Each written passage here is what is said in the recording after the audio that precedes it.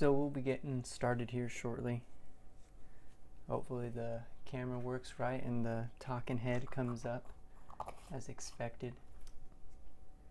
So we'll be getting started here shortly. Hopefully the camera works right and the talking head comes up as expected. So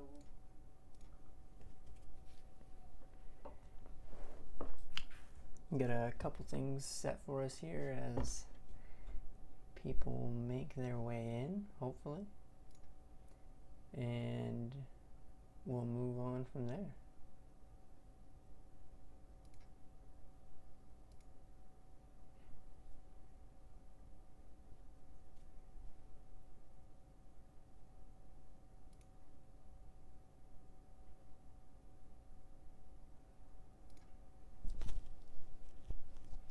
If you have any questions or want to say anything, feel free to say anything. Do my best to answer questions.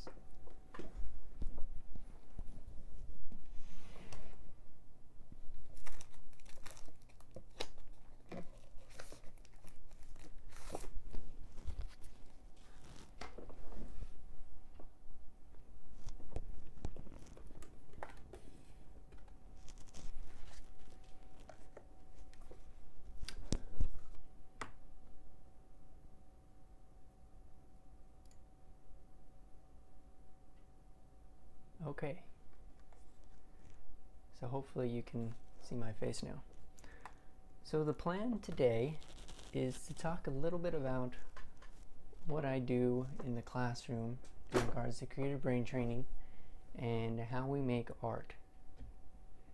So I'm going to give you a really simple exercise on how you can begin to train the brain through a very simple art practice.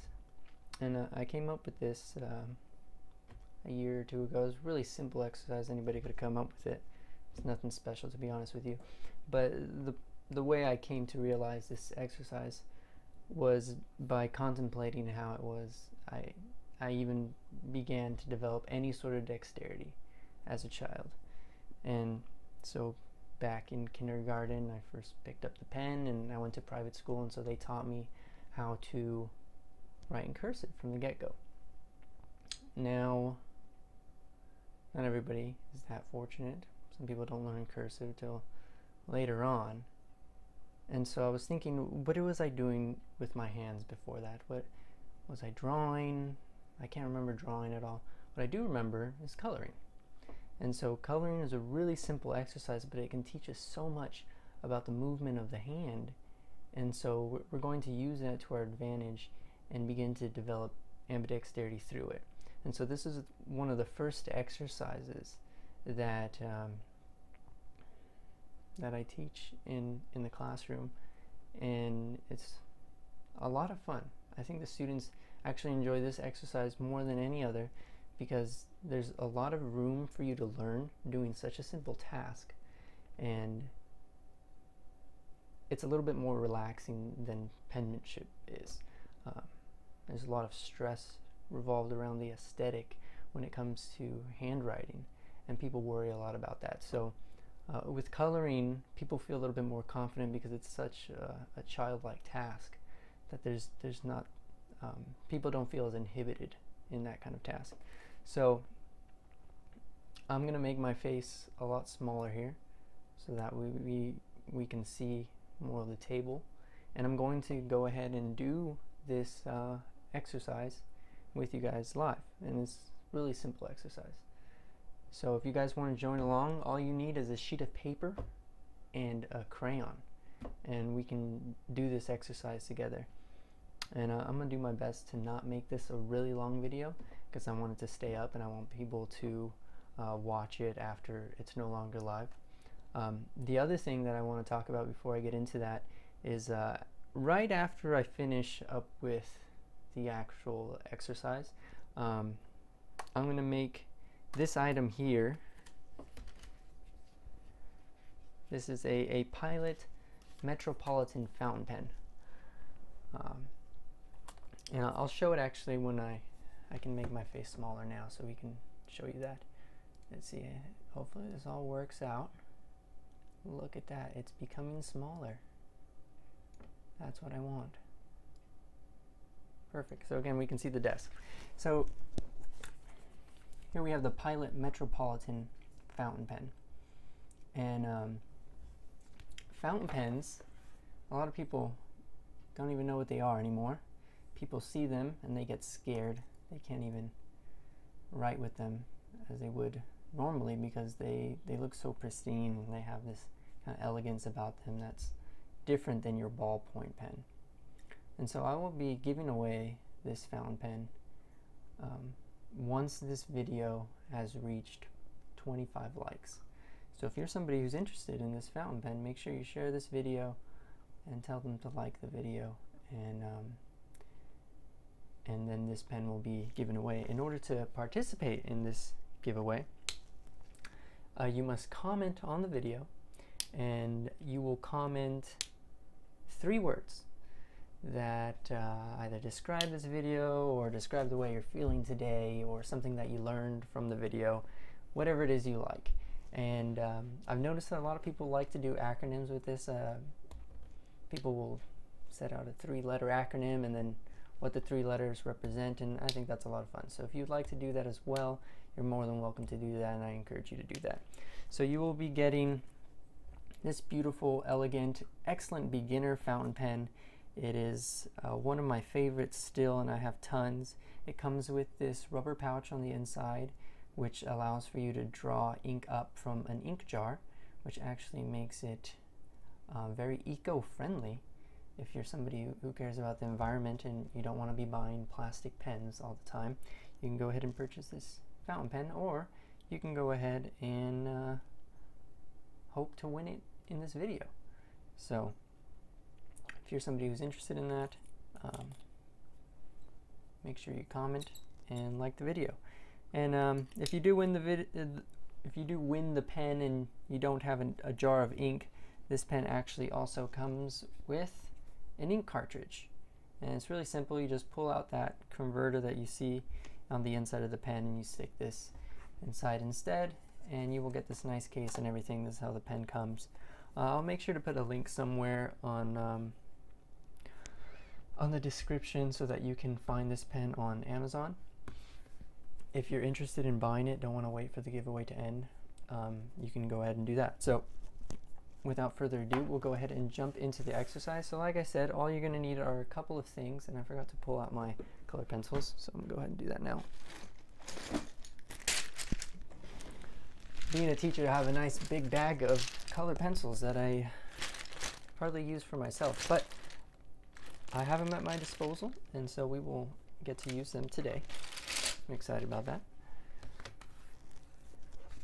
And so here we have our sheet of paper. Now you don't need a grid sheet of paper. I just have tons of grid paper, so I am using it, and you get to witness me using it.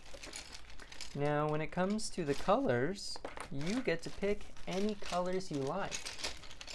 That's the beautiful thing about this exercise, is that there is a lot of freedom involved and a lot of internal learning. And if you don't know what I'm referring to in regards to internal learning, you can go ahead and go back to my previous video and it will talk a little bit about internal learning.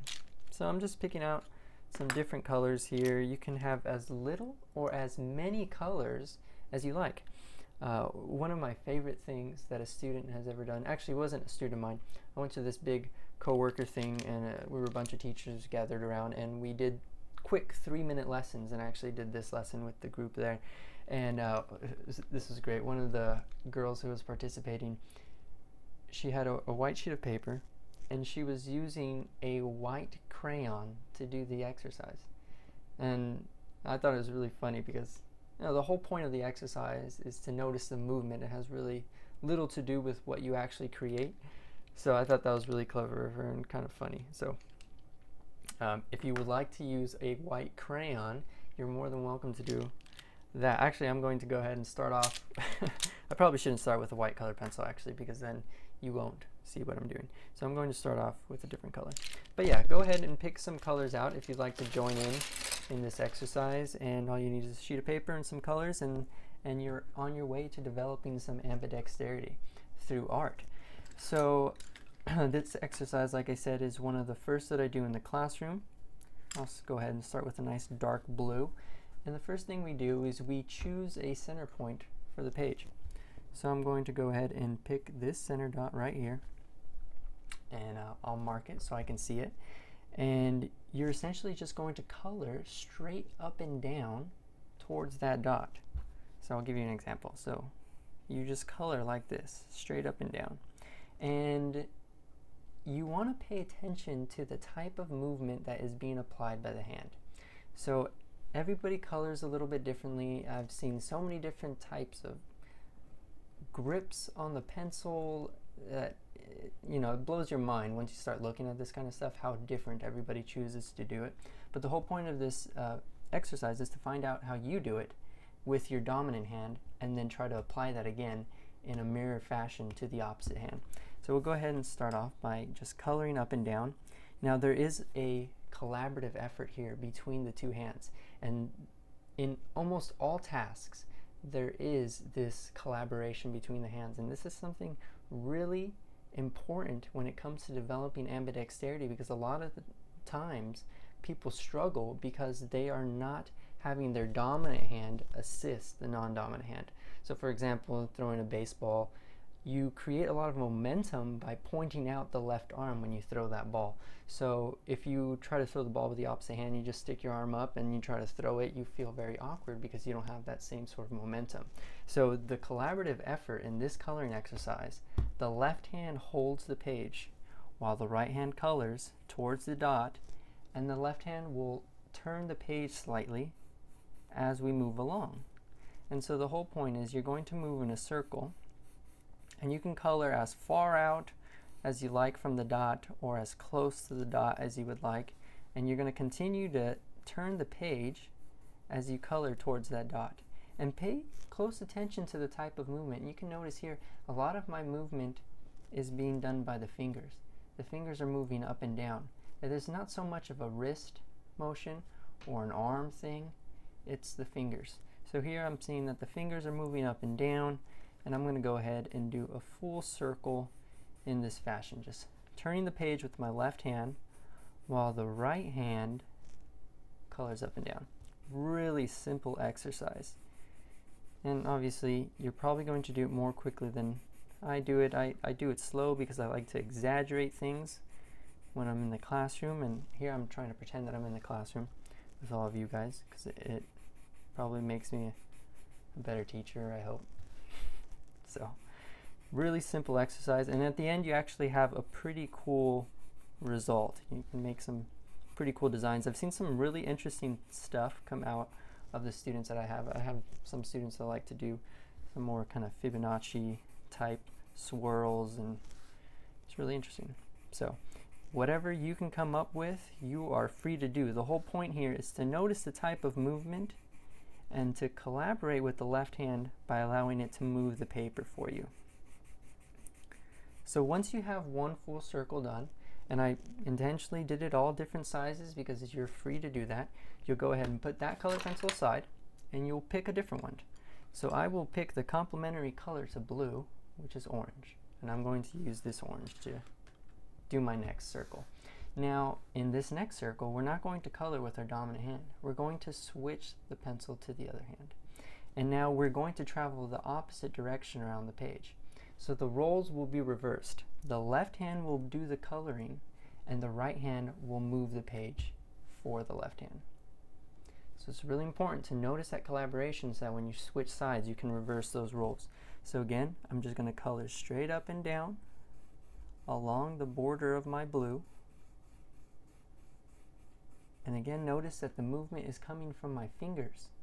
I'm using the finger movement that I noticed in the right hand while it was coloring. And if you need to toss the pencil back and forth between the hands, feel free to do that. Notice how is it that you hold the pencil? What sort of grip are you holding on the pencil? And then switch sides. Is the same grip comfortable in the left hand? Most likely it'll feel awkward. For a very long time it felt awkward for me as well. And a couple things to point out. A lot of people like to buckle this index finger here when they're doing any sort of work with a pen or coloring. That's something that I would advise against because it puts a lot of stress on the hand. And when you do that, you're more prone to something like writer's cramp, or even other types of cramp, I guess coloring cramp you could call it. So you want to kind of avoid that, and you'll notice that applying that to the left hand does feel somewhat awkward. Naturally, my left hand would bow upwards on that index finger placement. So it's something that I would advise against, that buckling. And if you're somebody that does it, changing that habit is extremely hard. That solely took me about 6 months of conscious efforts to change that around, so I would no longer buckle that index finger. So it's something that you want to be aware of when you're developing ambidexterity. Build good habits from the get-go. It's harder to change a bad habit than it is to build a good habit. So coloring, again, we're going back to the coloring, and it's just simple up and down strokes. And I'm trying to kind of visualize that center dot there so that when I color, I can kind of color towards that dot. Now, I've been doing ambidextrous exercises for approximately, now remember, turn the page with the right hand, that collaborative effort, for approximately 5 years. And I've been thinking a lot about what that means. Does that mean I'm a professional at ambidexterity? No, I would say it doesn't. And although I'm very proficient when it comes to ambidexterity, I would still consider myself a novice in ambidextrous art, if that's even a thing. But the reason I say that is when I was 10 years old, I had 5 years under my belt of using the right hand. So I would say that currently my left hand is at the level of a 10-year-old because it's only been practicing 5 years. So in kindergarten is when I first formalized my practice of writing or coloring or drawing or anything to do with the writing utensil, and thus 10 years was the 5-year mark. So my left hand is a 10-year-old while the right hand is a 26-year-old. So you got to think about that stuff, and you have to be very generous and patient with the left hand because it's going to take a lot of time. Now I'm noticing something as I'm doing this exercise. I'm noticing that I'm switching more to a wrist movement with the left hand, where the right hand was using more of a finger movement to color. So I'm going to make a conscious effort now to color more with my fingers. And this is something that I've noticed in general, that the left hand struggles with, I guess that's a more finite movement, those finger movements. So it struggles with those finite movements. So I'm going to be aware of that. I'm going to be aware of that and try to make an effort to color more with the fingers. And I'm going to go ahead and switch to the left hand or right hand again and just notice the movement. I'm coloring. See, these fingers, they just have so much dexterity. And that's years of practice right there. That is just years of doing everything with the right hand that makes that movement so fluid and natural. Where the left hand will still struggle with that movement. It feels awkward. There's not enough muscle there. So I'm going to make that conscious effort to color straight lines with the finger movement rather than the wrist movement. And this is an incredibly effective exercise. You will feel it. If you're doing this at home, or if you're trying this out ever on your own, you will notice that this is actually a brain workout. It's very simple, but you will feel the effects. I remember some of the first people that I had shared with, the writing, the mirror writing and the ambidextrous writing with, they would go home and try it out, and they would come back to me telling me that they didn't like it because it raised their heartbeat, it made them feel uncomfortable, or it gave them a headache, or made them sweat, or something crazy, something you would think that writing couldn't do, or something like coloring couldn't do. And it's true that there is a lot of stress and effort that goes into this sort of exercise. So you are really building up the strength for the brain. Now, again, unconsciously I've reverted to using that wrist movement. So again, I have to be extremely conscious here and use that finger movement exclusively. Let's go ahead. I'm going to notice, where is my right hand resting on the page, because I'm noticing that my left hand is awkwardly resting on the page. So it seems like I have the back side of this palm kind of resting down. Let's try to imitate that. And the fingers curl up a little more. There we go. Maybe grip the pencil a little higher. Oh wow, look how much straighter my lines just got in the coloring. So I'm doing this live, and I am going through the process so that you can see how you can improve your own process as you do it. Now, I was thinking for a long time, how do I even go about showing people the art exercises that I do in class? How can I show them to them so that they're actually effective? And I figured doing them live, showing you how I go through the process and break things down, would probably be, again, look, I reverted to that wrist movement. And see, this is just something that you're going to constantly be battling with the left hand, because it has its own agenda, it seems like. And you have to direct it in the right direction. You want it to do something in particular, so in order to do that, you have to make the conscious effort to do it correctly.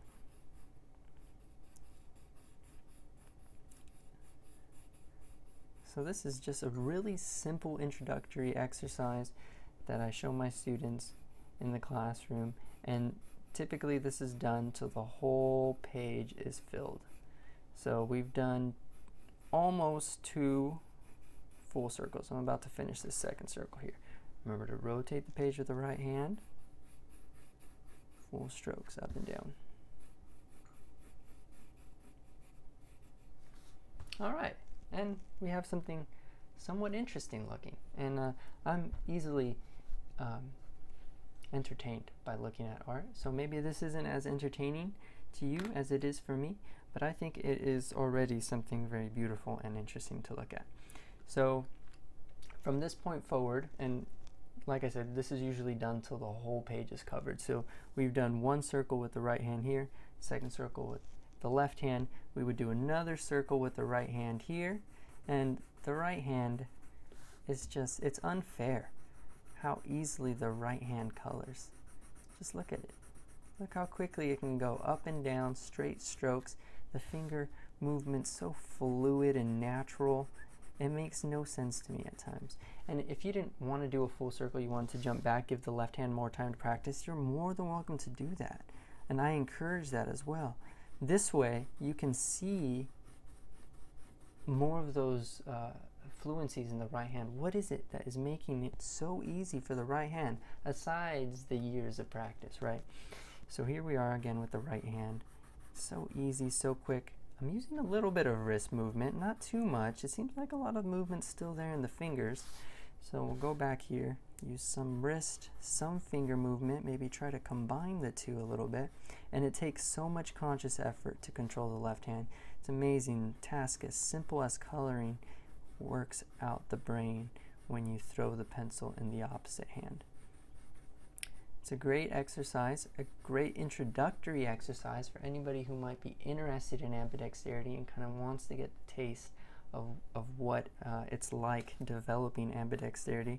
I tell you, it is no easy task, and you may find yourself extremely frustrated for long periods of time, but in the end it's extremely rewarding, and you really reap the benefits a lot sooner than you might expect. It took me about 30 days to notice some very dramatic changes, and only 10 days to notice some smaller but very interesting changes in my own kind of demeanor, sense of self, perception, quality of sleep. It's amazing. A lot of people might wonder, how is coloring with the opposite hand even going to do anything for your life? How is that actually productive? How is that going to improve myself as a person? Well, there's a lot of brain science that goes into why an exercise like this might actually be productive. But essentially, think of it this way. Your muscles, when you're first learning, or not learning, but say you want to get into running, you want to run a marathon or something. That first day that you get out on the track, you do maybe 1 lap 2 laps, you're exhausted, right? You haven't ran in years. Maybe it's been since high school you've ran, and you're just exhausted. So what's going on there? What's happening to your muscles? They're probably lacking some strength, lacking some endurance. The blood flow probably isn't as fluent as you would like to be into those areas. So those muscles that are dying for oxygen, that just can't handle running a full lap, are telling the brain, hey, I am being stressed out and I need to grow. I need to get stronger because this crazy person is making me run. So the brain's like, okay, let's do it. Let's send everything that it needs. Send hormones, testosterone, estrogen, progesterone. It starts producing these hormones, starts building muscle mass. And also sending blood in that direction, sending oxygen to these muscles because they can't breathe. So over time, this whole process becomes more fluent. It's more natural. The brain knows, oh, we're going running. We got to start sending blood into all these muscles. And so the same thing goes on in the brain. See, this exercise here has a lot more to do with the brain than it does the hand. The hand is uncoordinated because the brain doesn't have the connections in place to actually execute the movements that you would like to. So the brain is now calling to itself, hey, look, what's going on here? We have some movement going on in an area that we've never moved before in such a fashion. What is going on? How do we begin to fix this? So more blood is flushed into the brain. That's more oxygen that goes into the brain.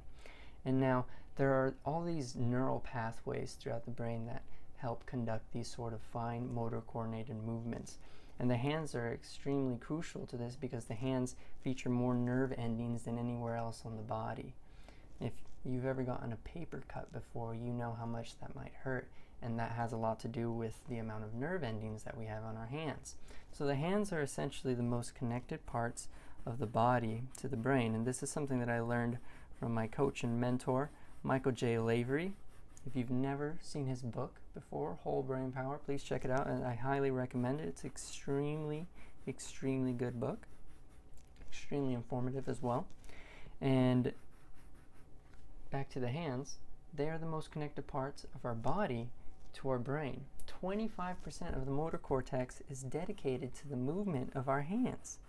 And so because of that, by increasing the type of coordination that our hands can efficiently conduct, we are improving the functioning of the brain. We are increasing communication within areas of the brain. And there are these axon pathways that carry all the neurotransmitters, and they're covered in what is called the myelin sheath. And the myelin sheath serves as a conductor. It's basically the rubber coating on a copper wire, if you will. And when you first start this exercise off, all the axon pathways that are involved in moving in this fashion, coloring in particular, they've not been developed. They have no myelin, or if they do, very thin myelin. And so the first step and one of the main benefits to be received from this exercise is the increase in myelin. And myelin is going to trigger a whole of repercussions that are very positive for the body. So, for example, in order to produce more myelin, the body's going to need more hormones, and so it begins to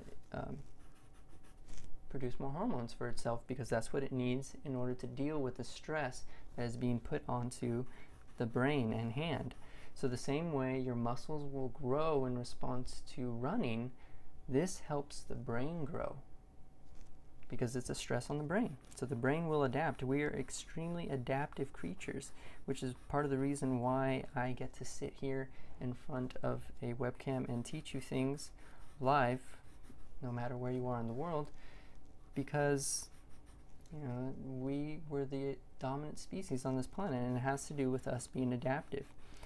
So that's how coloring will benefit you. Now I ended up doing this whole green circle with my left hand because I got carried away explaining that to you, but hopefully that is informative and could convince you in embracing some ambidextrous coloring at the bare minimum. So this is a really easy exercise and something that you could do with your kid at home or as a fun, you know, kind of like parlor game. I don't know. I think of parties weird because I hang out with artists and we do drawing games and coloring games, and that's how we have fun. But yeah, do this with your friends. Show them what's up. Show them your ambidexterity. Teach them how a simple exercise like this can change their lives. And who knows, maybe you'll be on YouTube one day streaming your coloring. Because I know that's what you all aspire to, right? And I make horrible jokes, by the way, so keep up. Okay, so there we have our rainbow color wheel. Really simple exercise. Like I said, the whole point of the exercise is to notice the very basic movement that is used in coloring and apply it to the opposite hand. So I hope that you have found this informative and will try this out on your own. And in the future, I may post more videos about different types of exercises that you can apply to further develop your ambidexterity. For now, we're going to stick with this exercise here. If you are somebody who went ahead and tried this out, please share your coloring with me. Share your rainbow wheels with me. That's what I call them. I call them rainbow wheels in the classroom. So show me your rainbow wheels. I have an Instagram, so you can go ahead and tag me in your rainbow wheels on Instagram if you like, or contact me via YouTube if you don't know how to use Instagram or something, or even find my info on my website. So all of that should be in the description, or basic info, I don't know, however that works out. And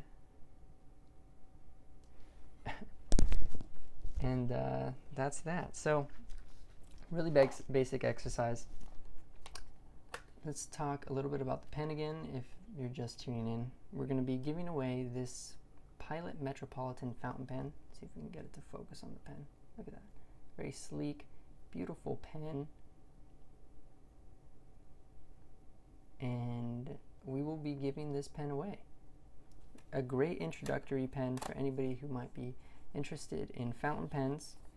And again, in order to participate in that, you just need a comment with 3 words that are either inspired by this video or reflect the type of day you had, or anything that you like, really. Like I said, a lot of people like to make acronyms of those 3 words, so if you want to go ahead and do that, that's a lot of fun. I enjoy that.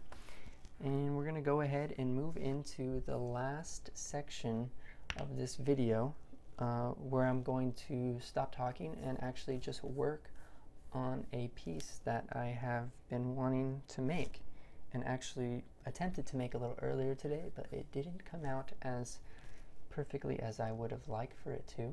So now we are going to go ahead and do that all over again. We're going to take off the mic, we're going to turn off the mic, we're going to put on a little bit of music, and we're just going to go ahead and make art. So the following section of the video will most likely be mute because of that, and if you're interested in watching that whole process go down, I welcome you to stay, and if not, it will be here for later viewing. Okay, so we'll go ahead and get started with that. I'm going to take off my face and turn on some music. I'm going to turn off the mic, and we're just going to get going here, so stick around.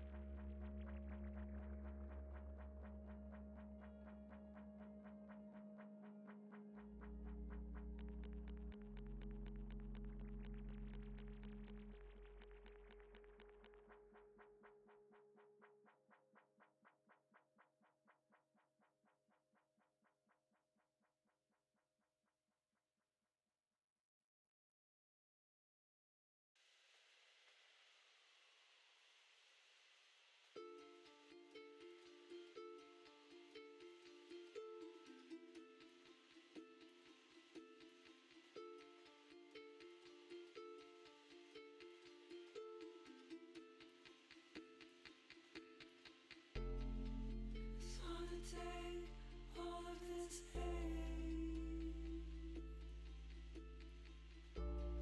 It's hard to take all of this hate.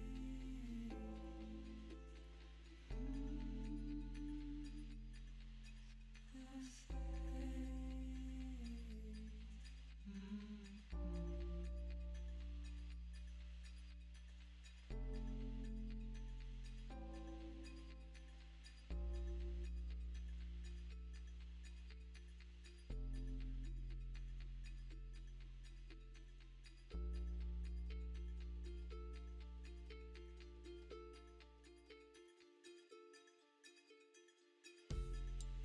Those moving feet, they made us stop.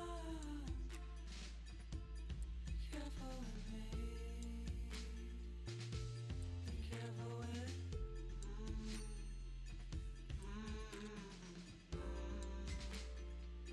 gentle with me. I should have heard your feet. So it's on. So it's on. I should have heard your knees. So it's on. So it's on.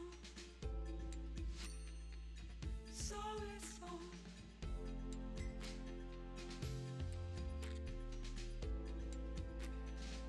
We've thrown apart these pieces. We've grown apart these pieces.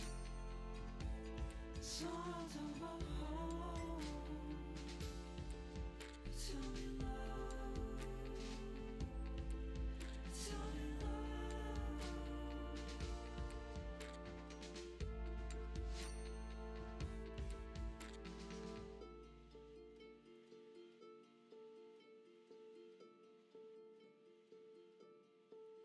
You're my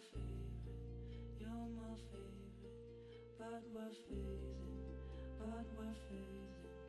You're my favorite, but we're fading, but we're fading. You're my favorite, but we're fading, but we're fading. You're my favorite, you're my.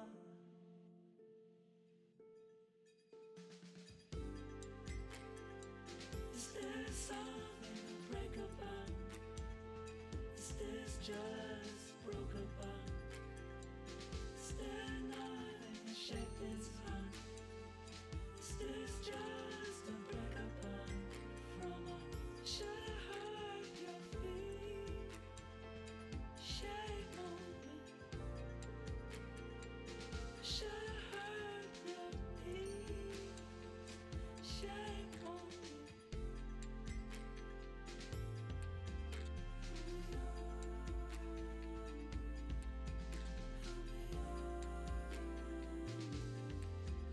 Help me out.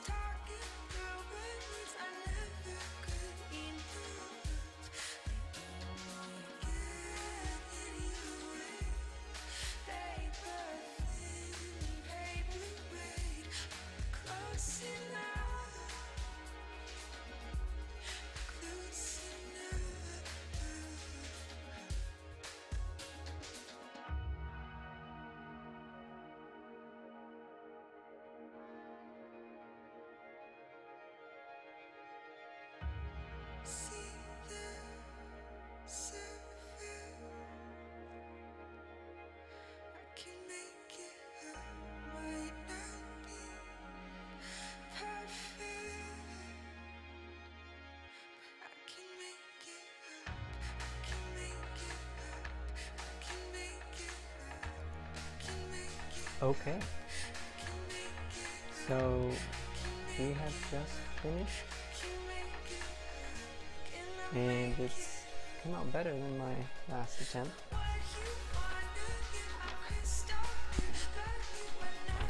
We can show you why we redid this.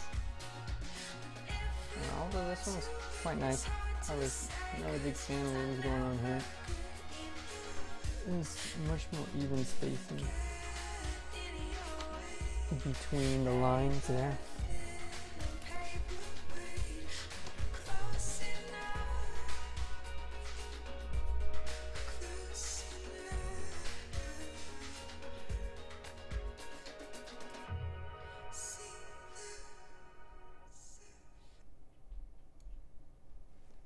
So we'll go ahead, quiet the music now.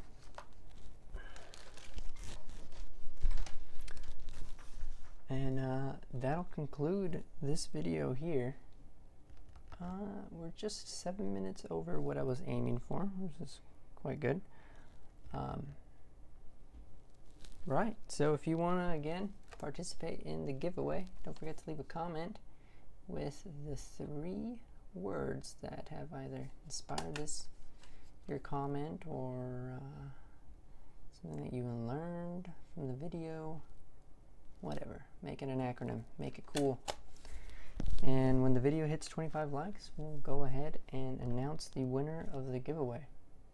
So don't forget to check out the other videos, hit that subscribe button if you thought this was interesting, and we hope to see you again. Alright, take care guys.